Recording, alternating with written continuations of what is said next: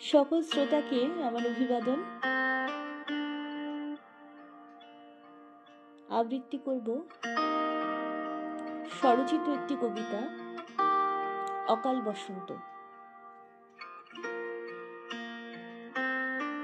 তোমার সমাহিত চাউনি বিরহী রাধিকার ভঙ্গিতে এক মনে টেবিলে বসে খাতায় লিখে চলা, মনে করায় ভুলে যাওয়া ছদ্ম অভিমানিনী প্রিয় নিঃশব্দ কিছু মুখ।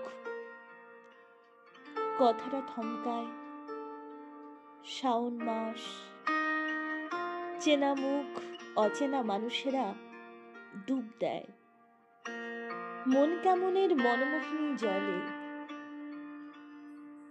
শ্বেত পাথরের ফলকে অসংখ্য বাড়ি ঘর হয়ে যায়, তবু মনে রেখো পিছু টান, কমলা রঙের রোদ, লতা পাতা। কখনো কখনো মনে পড়ে যায় কোনো এক কালে নিজের বলতে তো শুধু মৃণালিনী ছিল, আর সুগন্ধি কামিনী গাছ।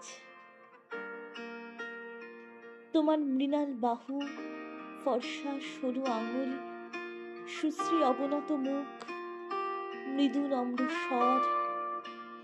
সারা দিন তোমার জন্য পড়ার ঘরে স্টাডি টেবিলে কেবল বসন্ত ঋতু রাজ করে, অকৃত্রিম, আদি, অনন্ত।